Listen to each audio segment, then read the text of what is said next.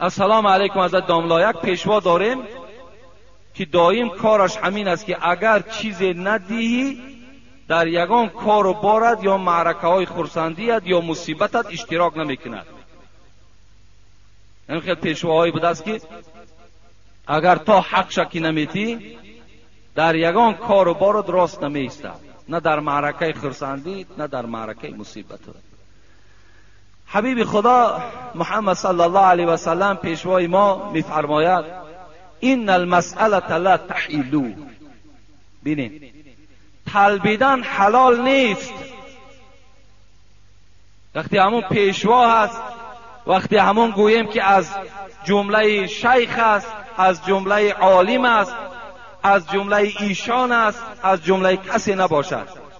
وقتی میگوید که حق مرا دهید، اگر شما از ریختن موی سر یا اینکه از بریشی، از لاغری، بی‌اشتیایی بودن، از وزن نالازمه، پروستاتیت، درد دل، درد گرده، درد معده و یا اینکه خونو گرفتگی روده ها اذیت میکشید، پس با این رقم های در روی اکران بوده زنگ زنید. کمی از بیماری خود معلومات دهید. داروی های گیاهی لازمه را توصیه میدهد. خب دوستان عزیز مهربان، اینا شرکت یکای نور محمد میبینیم با ماشین های زمانوی. اینا مردم شتگیان اجداد دوران در نزدیکی اینجا چایخانه بهترین قرار داره که شما را از مهمان نوازی باور که شما را سیر و پرنور میگردونه. کسانی که در شرکت یکای نور محمد میخواستن رفتن در نمره اکران دیده حتما مراجعت کنید. اینا برادرها همه دوالین انشالله. چی کار کنن؟ تاجیکستان تاجیکستان تاجیکستان. وقتی طلب میکند این حبیب خدا گفتن حرام است. حرام. هیچ وقت امت محمد باید طلبنده نباشد. حبیب خدا میگد لو تعلمون ما فی المسئله ما مشى احد الى احد یسأله شیئا. اگر شما میدانستین که طلبیدن چند قدر بی‌ناموسی است، بی‌عاری است، شما هیچ وقت پیش یک برادر مسلمان تان یک قدم برای طلبیدن نمیزدین. لیکن افسوس که این طلبیدن شخصان برای خود اختیار کردن که ناموس ندارن، اونا گویم حیا ندارن. برای همین ما و شما حق نداریم که گویم برای ما فلان قدر مبلغ جدا کن بعد من در کار و بار تو راست میستم، یا اینکه من فلانی زاده ام، من بالای همه شما گویم سردار هستم یا فلان هستم، باید که برای من شما مبلغ جدا کنین، برای من نظر دهین. این در اسلام ما وجود نداره. بعضی ساده های ما و شما را اونها می ترسانند. حقی مرا بده. وقتی مثال تو نمیدی بعد وایمه میکنند نمیتی. حقی مرا نمیتی، حقو گویا که تمام یعنی ندادی تمام تو میسوزی. نه، خودش میسوزه. او دعا هم ندارد. برادر عزیز باور کن نترسین. این چیزی چی گپ نیست. اسلام ما باید طلبنده تیار نکند. امروز برای چی ما میگیم که همون بچه هایی که در راه ها هستن صنف 1 و 2 میخوانند یا از اون در پستر هستن اونا را شما پول ندهید؟ به چی خاطر؟ به خاطری که در طبیعت او طلبیدن میموند و آیسته آیسته میده میده آخر کلان شدن میگیرد. با همین راه طلبیدن الک عادت میکند و دیگر در مکتب نمیخواند و دیگر مکتب هم که رود تمامی حش و خاطرش به سوی همون اطراف مزارهایی که امروز طلبنده ها در اطرافش نشستند. انا فقط تمام خاطرش همه گویم حشش طرف همون مزار، طرف همین امروز قبرستان ها را جای کردن.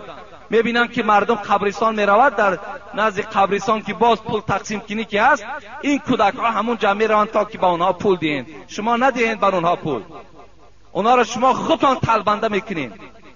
امروز این بهبودی که الحمدلله در تاجیکستان شده ایستاده، شما میبینید روز به روز زوادها باچیده ایستند، روز به روز راهها کشاده شده ایستادند. امروز کدام بدفرد تاجیک این زوادها را سرداری میکند؟ ما و شما که وقتی که فقط طلبنده تیار کنیم، همین طلبنده هایی که امروز داریم کتکت هایی که هستند مردم هم میترسانن که حقی ما را بده، نمیتی خیلی میبینی همیناش بسند. ایناش بیا ما و شما طلبنده نکنیم. ایناش بگذار که بیچاره خوانند، بگذار که آینده دار شوند، در همین جامعه تاجیکستانی ما و شما خدمتگار شوند. اینا درست نیستن. طلبیدن حلال نیست برادر عزیز.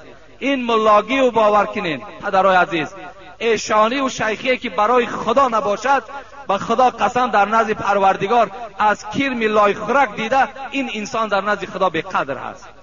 باید همه عملی ما از برای خدا باشد. باید چی ملا باشد، چی شیخ باشد، چی ایشان باشد، چی فلانی زاده باشد، باید امروز فقط خدمت اسلام کنند، نه برای مبلغ. اگر تو در راه خدا خدمت کن، الله خودش در قرآن میگوید و من یتق الله یجعل له مخرجا و یرزقه من حیث لا یحتسب. این پروردگار میگوید ای انسان، تو از پروردگارت بترس، در راه پروردگارت خدمتگار باش، چنان رزقت میتون که در گمانت نیست. آنقدر مبلغ و پول از هر راه برای تو میارم که در فکر در خیالت نیست. این وعده پروردگار است. همین انسانایی که امروز خدمت پروردگار میکنن، به طلبیدن روزشان الحمدلله که رفته ایستاده است.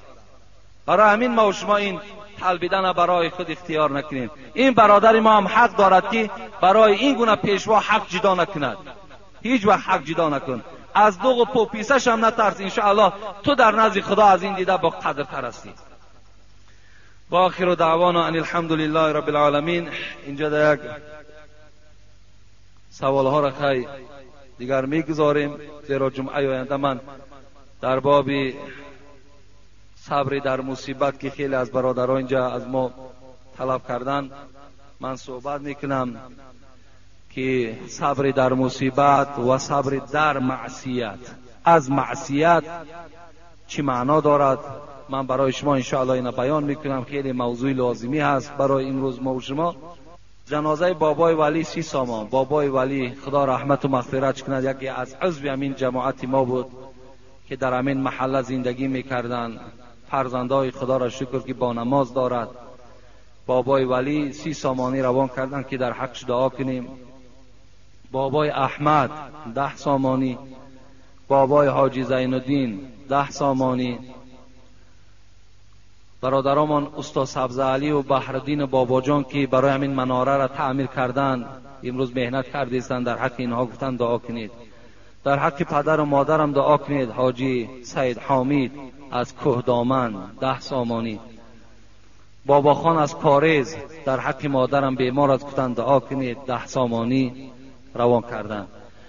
خدای مهربان این بنده هایی که الحال نامگیر شدن، خدایا گذشتگی هاشون رحمت و مغفرت بگردانی، زنده هاشون خدای شفای کامل و شفای عاجل نصیب بگردانی و هر مراد و مطلوب هایی که در دلشان دارند خدای مهربان با فضل و کرمت برآورده بگردانی. و تمام آن بندگانی که در این صندوق خیریه که امروز برای بهبودی همین مسجد صرف شده ایستاده است، خیر احسان میکند، خدا این خیرها را به درگاهت مقبول و خدا از همه آفتها در حفظ امانش نگه دارد. یک گروه جوانها امروز از ما طلب کردند که در حق من دعا کنید که در سفر و در روسیه کار میکنن. خدایا همه مسافرها را از این جمهوری ما را خدایا صحت و سلامت نگه داری و با تن صحت و با دست پر و خاندان برگشتن در موفق شان بگردانی. آمین و رب العالمین. اللهم رب هذه الدعوة التامة والصلاة القائمة محمدا الوسيلة والفضيلة والدرجة العالية رفيعة وبعث مقام محمودا الذي وعدته وارزقنا شفاعته يوم القيامة إنك لا تخلف الميعاد. من این داده را نمیشناسم، لیکن از اون بی نهایت غلط میخونده است. من مقصد از آن گفتن حبیب خدا میگوید اطول الناس اعناقا یوم القیامت المؤذنون. گردنی که از همه گردنی بالاست در روز قیامت، گردنی کسی که اذان میدهد. در روز قیامت از همه گردنها بالاترین گردن نصیب شخصی هست که اذان میدهد، لیکن اذان درست دهد.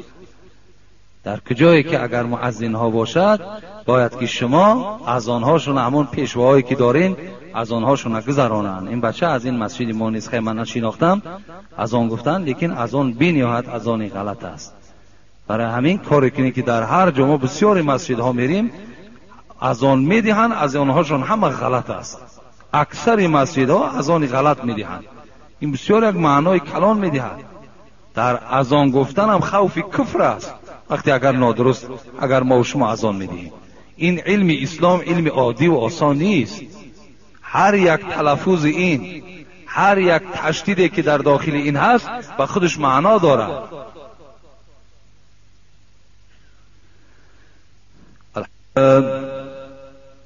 الحمد لله الذي قدرنا في سابق علمه بالإحسان ونور قلوب العارفين بنور المعرفة والإيمان وشرح صدور الصادقين بشرح الهداية والعرفان ونشهد أن لا إله إلا الله وحده لا شريك له ذو العوف والغفران ونشهد أن محمدا عبده ورسول سيد الرسول وحبيب الرحمن صلى الله تعالى عليه وعلى آله وأصحاب الموصوفين بالعدالة والإحسان، خصوصا على الإمام الهمام أول صحابة وأفضلهم أمير المؤمنين أبي بكر الصديق بعلو المرتبة كمال الاقتران، وعلى الإمام عمر الفاروق فرق بين الحق والبطلان، وعلى الإمام الهمام عثمان ذي النورين جامع القرآن، وعلى الإمام الهمام علي الرزي الوفي بتوافر الفضل والأمنان، وعلى الإمامين الهمامين الفاضلين الكاملين. يا أيها الناس قد جاء في الخبر أحفظوا ألسنتكم. أعوذ بالله من الشيطان الرجيم. إنا أعطيناك الكوثر فصل لربك وانحر إن شانئك هو الأبتر. بارك الله لنا ولكم في القرآن العظيم ونفعنا وإياكم بالآيات وذكر الحكيم إنه هو الغفور الرحيم الجواد الكريم العلي العظيم السميع الدعاء. چگونه در خبر آمده است گفت احفظوا السنتکم. این حدیث رسول اکرم صلی الله علیه و سلم است که ای پیروان قرآن، ای مردم تاجیکستان، پیغمبر خدا خطاب دارد، زبانهاتان نگه دارید، زبانهاتان محافظت کنید. گفتی حضرت مولوی جنونی زبان را در غضب نیکوه نگه دار، زبان نزد غضبها می شود مار. گزد ناگه دلی رنجیده ای را، کند محزون و مجروح بنده ای را. این زبانهاتان نگه دارید میگوید. این زبان آدم مسلمان باید زبان طعنه کننده نباشد. زبان آدم مسلمان زبان غیبت گوینده نباشد. زبان آدم مسلمان و مؤمن و زبان انسانی که جمعه میخواند، 5 وقته میخواند، در خانش قرآن دارد، دعوای اسلام دارد، باید زبان او زبان دشنام کننده نباشد. حبیب خدا میگوید سباب المسلم فسوق و قتاله کفر. کسی یک مسلمان میکشد کافر میشود، کسی یک مسلمان دشنام میدهد فاسق میشود. امروز این امت بی‌پروا در هر یک لحظه، در هر یک ساعت زبان ما و شما آلوده دشنام است. فرزندها مانالی کودکای در کوچه بازی دارند، الکی زبانهای دشنام آلود دارند. بار اما و شما پدر و مادر همو فرزند در خانه یک بار گوشتا و هم که نمیتونیم بچم در کوچه که برآمدی دشنام نتی. یک بار بچه تا بفهمون که در تو فرزند مسلمانی یک چیز گناه میگن، یک چیز دیگر ثواب میگن. اگر دشنام دهی بچم تو گناهگار میشوی، اگر زبان تا نگه داری و با رفیقات دشنام ندهی تو ثواب میگیری. اینا هر یک کدام ما شما وظیفه پدر و مادر همین است. شما در همون خوردیش که وای ادب نکردید کی دیگر آدابش میتین؟ تو مثل زمانی که کلان شود و خودتان دشنام دهد. درختی که خوردکک بود باغبان، بگرداند او را چو خواهد چنان. چو گردد کلام باز نتواندش، که از کجی و خمی بگرداندش. این درخت که کلان شد دیگر شما این درخت پایه زده نمیتونید. این درخت دیگر شما نوده هاش راست کرده نمیتونید. فقط شما پایه او را زده میتونید، راست کرده میتونید زمانی که این درخت نوچه باشد، خرد باشد. گویم که داخل شدن این ماه رجب از روی حساب احجزده بود. حساب کردیم امروز 23 ماه رجب، لیکن در ماه رجب روزه داشتن و نماز خواندن در یگان حدیث صحیح وارد شدگی نیست که ماه رجب روزه داشته باشد، ماه رجب نماز داشته باشد. اگرچنده که در بعض کتاب‌های فارسی ما و شما از فضل و از بزرگی این ماه رجب صحبت ها می رود، حتی از نماز و روزش، لیکن اونها اساس علمی ندارند، اساس های علمی ندارند. طریقه درست روزداری این روز دوشنبه و پنجشنبه است. اگر در همین ماه رجب یا بیرون ماه رجب شما روزهای دوشنبه و پنجشنبه روزدار باشید، این سنت از سنت های رسول اکرم صلی الله علیه و سلم به شمار می رود. وقتی حبیب خدا را از روز دوشنبه پرسیدند ای حبیب خدا آیا روز دوشنبه چرا روزه گیریم؟ حضرت گفتند این روز تولد من است. روز دوشنبه روز تولد من است. روز دوشنبه روزی هست که من پیغمبر شدم. روز دوشنبه روزی هست که حضرت جبرائیل برای من وحی آورد. و حبیب خدا گفتن روز دوشنبه و پنجشنبه دیگر حکمتش این است که همه عملهای نیک و بدی شما پیشنهاد پروردگار می شود. آیا قبول می شود یا رد می شود این الله می داند.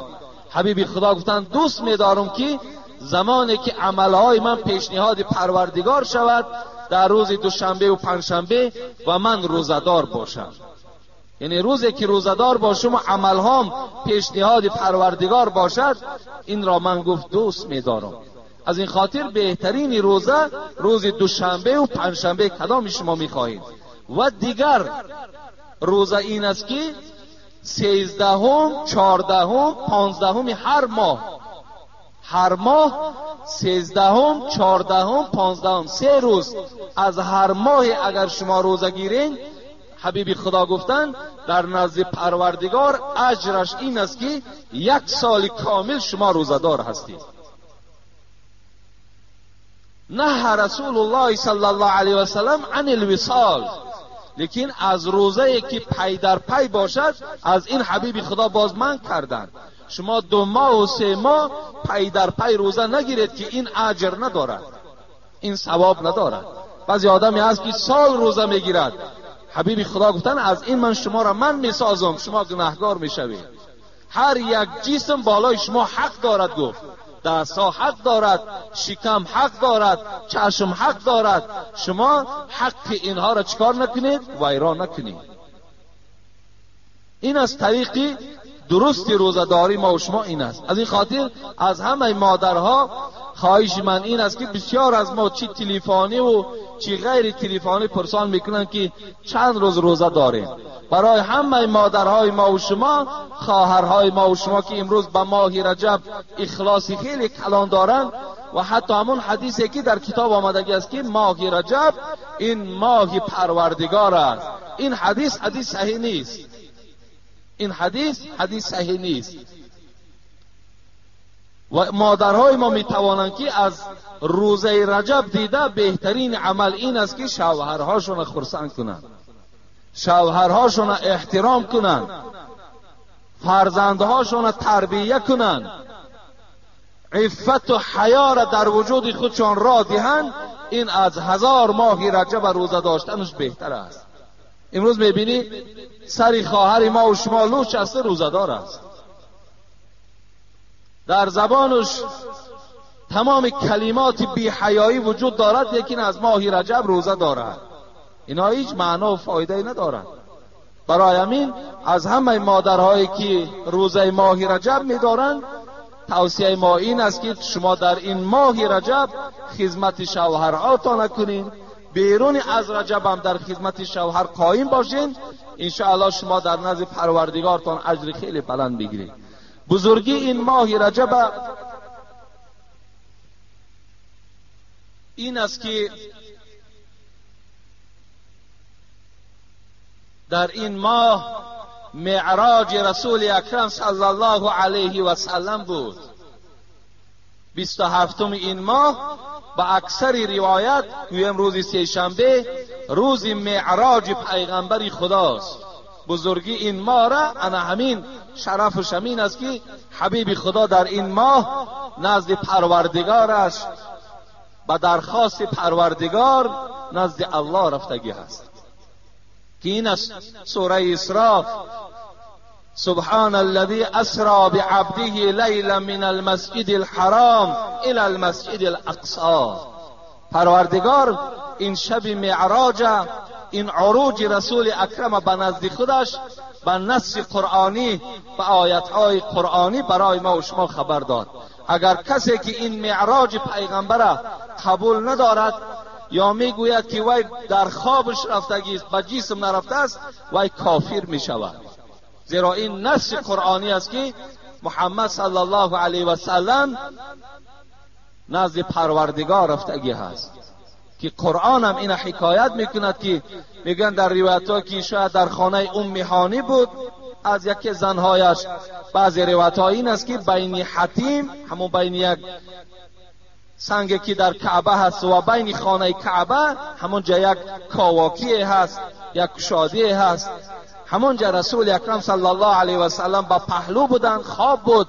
سبحان الذی اسری بعبده لیلا من المسجد الحرام. کلمه لیل استفاده می شود که لیل این شب را میگوین عربها. شب حضرت میگد خواب بودن که ناگاه کسی پایش می مالید. چگونه که یک فرزند پای پدر می مالد، پایش می مالید. نگاه میکند که جبرائیل امین در پهلوش نشسته است. جبرائیل پای رسول اکرم صلی الله علیه و سلم مالیش میداد و می مالید. حضرت از جاش گفتند السلام یقریئک السلام، ای محمد از جات خیز که الله به تو سلام فرستاد و تو را با یک تشریف رسمی به سوی آسمان دعوت دارد. الحال ما و تو یک جایه باید سیری بر آسمان کنیم. حبیب خدا میگوید از جاش خیستند، براقی که از اسب پستر و از خچیر بالاتر بود میگوید پیغمبر و رنگ سفید داشت که با یک چشم نگاه کردن سرعت حرکتش اینقدر تیز بود که حتی چشم رسیدگی ده این براق میرسید.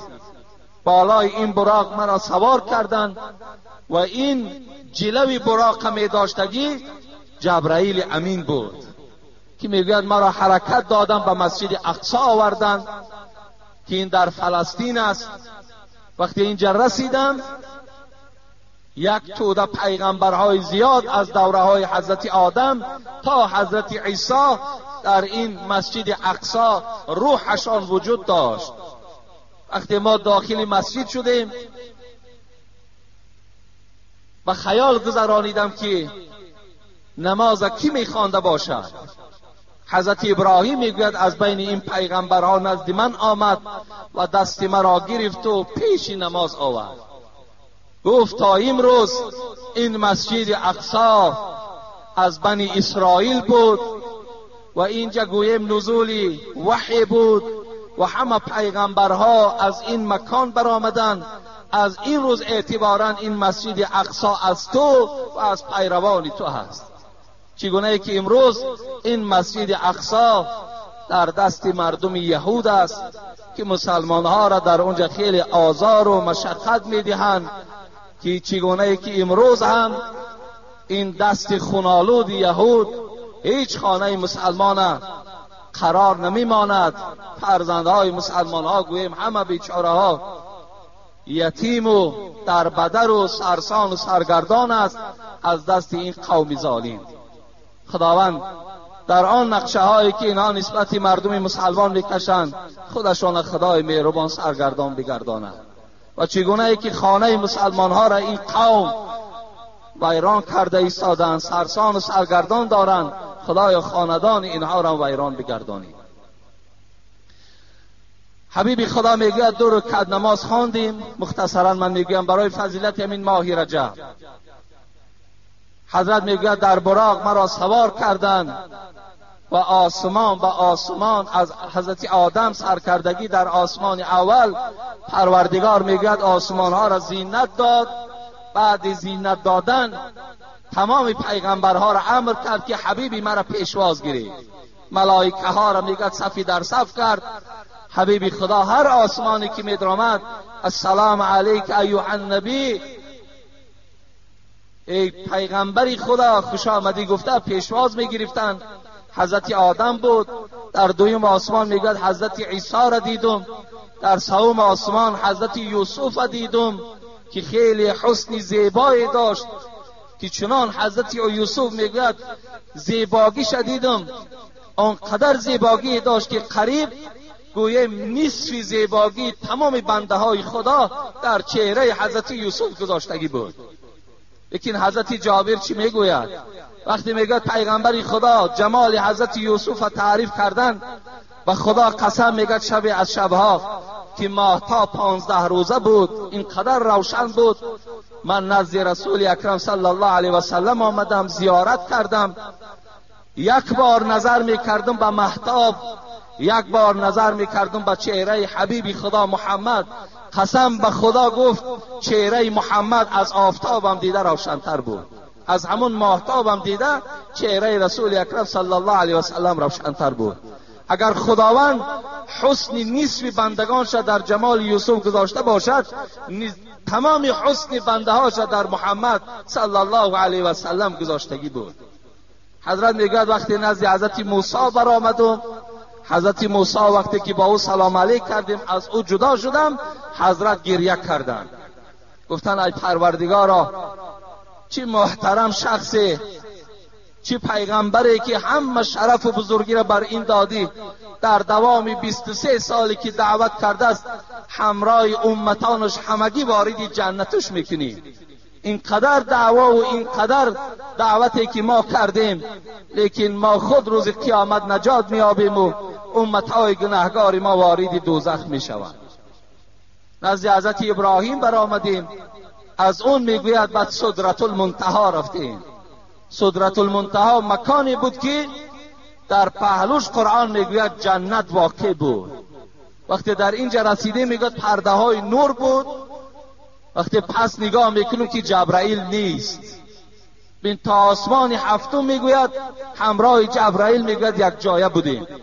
وقتی در این سدرت المنتها رسیدم نگاه میکنم محمد میبینم جبرائیل نیست در پهلوی ما. پرسان کردیم ای جبرائیل آیا این مکانی هست، آیا این وقتی هست که تو دوست در اینجا خالی بگذارد؟ حضرت جبرائیل چی گفتن؟ گفتن ای محمد لو تقدمت شبرا لاحترقت، ما برای خود یک مکان خاصه ای داریم، اون مقام توست. قسم به عظمتی پروردگار گفت اگر به مقدار یک مورچه پیش روم 600 بال مرا همین تجلیات الهی می سوزاند.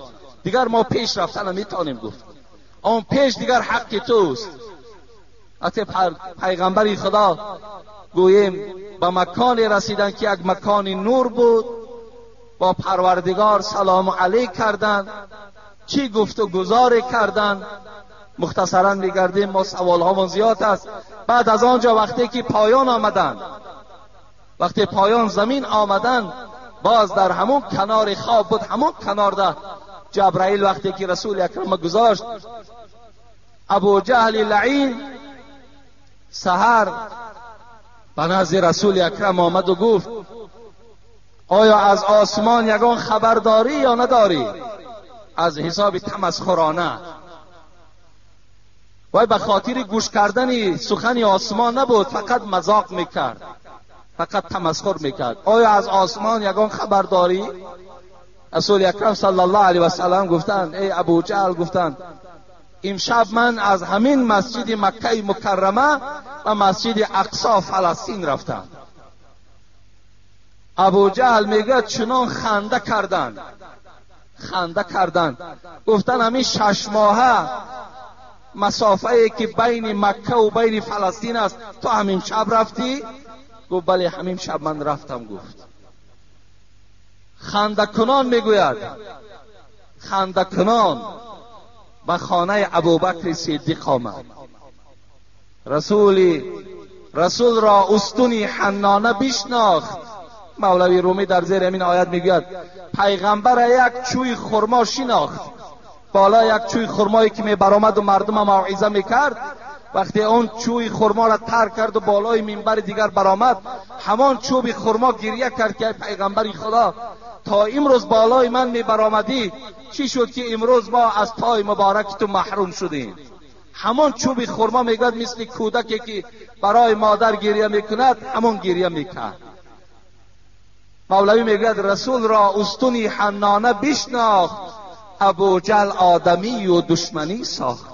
و یا چوب شناخت لیکن ابو جهل آدم بود و نشناختش. دوان خانه ابوبکر آمد برای که در دل ابوبکر شبهه اندازد، دل ابوبکر دو دیله کند. آمد در ابوبکر تق تق کرد، ابوبکر. حضرت از داخل صدا دادن چی میگویی؟ گفت من نگفتم که محمد دیوانه هست، من نگفتم همین رفیقی که تو برای خود انتخاب کردی دیوانه هست، من نگفته بودم. میدانی محمد چی میگوید؟ تو چی میگوید؟ این دوستی من چی میگوید؟ او میگوید امشب من از مکه مکرمه فلسطین رفتم 6 ماه را در یک شب. ابوبکر صدیق گفت اینا محمد گفت؟ گفت بله محمد گفت. او قسم به خدا گفت ای ابو جهل، اگر محمد گوید که من از مکه مکرمه فلسطین رفتم و از فلسطین آسمان سیاحت کردم و گشته آمدم، قسم به عظمت پروردگار وای راست میگوید، وای دروغ نمیگوید. از این خاطر بود که رسول اکرم گفت لو وزن ایمان ابوبکر من ایمان امتی لرجح ایمان ابوبکر. اگر ایمان ابوبکر در یک پله ترازو گذارم، ایمان تمام امتان ما در پله ترازوی دیگر گذارم، ایمان و اخلاص و محبت ابوبکر گفت بالای همه این گفت غلبه میکنه. ابوبکر صدیق اولین شخصی بود که معراج پیغمبری خدا را قبول ساخت. اما همون معراج در همین ماه رجب صورت گرفتگی است. بعض روایت آدم می آید که وقتی نزد پروردگارش رفت محمد، الله گفت وقتی که دوست پیش دوست می آید یک هدیه می آرد. ای محمد تو نزد پروردگارت آمدی، چه هدیه آوردی؟ چه هدیه داری؟ حبیب خدا میگوید گریان شدن و گفتن یگانه هدیه‌ای که پروردگار من پیش تو آوردم این گناه امت هست، این گناه امتانم هست که آوردم. پروردگارا گناههای امتان مرا بخشیده کن. این یگانه پیشنهادی که من در ذات تو دارم. همان امتی که امروز زن و سر لوچ کرده است و